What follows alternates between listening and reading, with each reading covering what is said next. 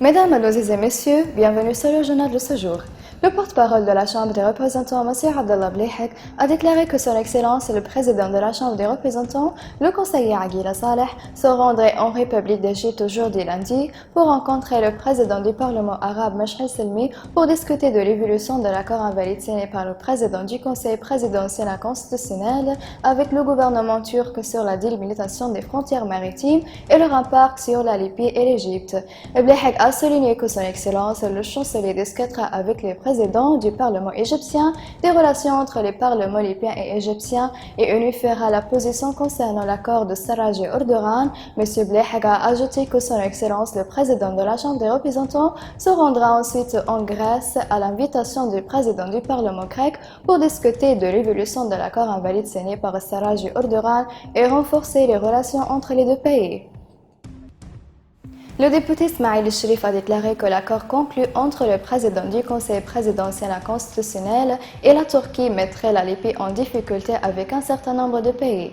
Cherif a expliqué que ce Sarraj a fait été sa dernière carte en raison de la fragilité de son Conseil présidentiel et de son gouvernement et que le président turc a profité de cette fragilité et de la faible position du Conseil présidentiel et du gouvernement de réconciliation.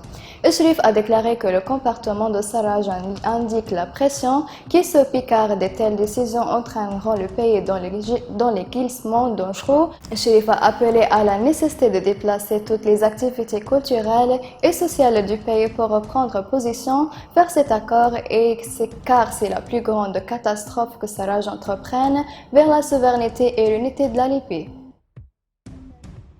Au cours de la réunion qu'il a eue avec le ministre de l'Intérieur, le conseiller Brahim Bouchnaf, le premier ministre du gouvernement intérimaire, M. Abdallah Thani, a rendu compte des travaux du ministère de l'Intérieur. La réunion a examiné les dernières dispositions prises par le ministère pour le travail des directions de la sécurité de la région occidentale, leurs conditions actuelles et le plan de formation établi par le ministère et les étapes de sa mise en œuvre. Bouchnaf a également informé le premier ministre de la conduite du cours de la formation organisée à l'Institut supérieur des officiers et du cours des enquêteurs visant à faire avancer les travaux de preuve dans les centres et tous les services de sécurité.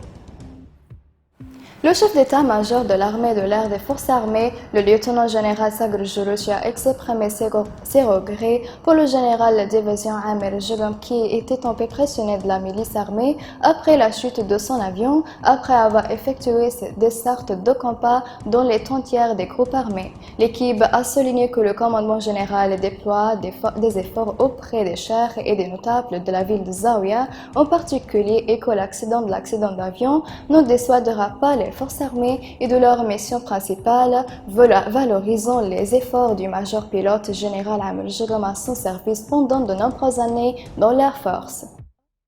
Les forces armées ont fait de nombreux progrès dans plusieurs axes de la capitale Tripoli après avoir lancé des frappes douloureuses contre les forces inconstitutionnelles de l'UFAP. La division de l'information militaire a confirmé que les unités de l'armée font des pas constants de tous les axes de la capitale, contrôleront le nouveau site et leur concentration notant qu'elle était stationnée aux entrées du plateau à Salah ad-Din et Bouslim. La division a annoncé que l'armée avait pris le contrôle de Saadia, du pont Zahra et de Zara au sud de Tripoli.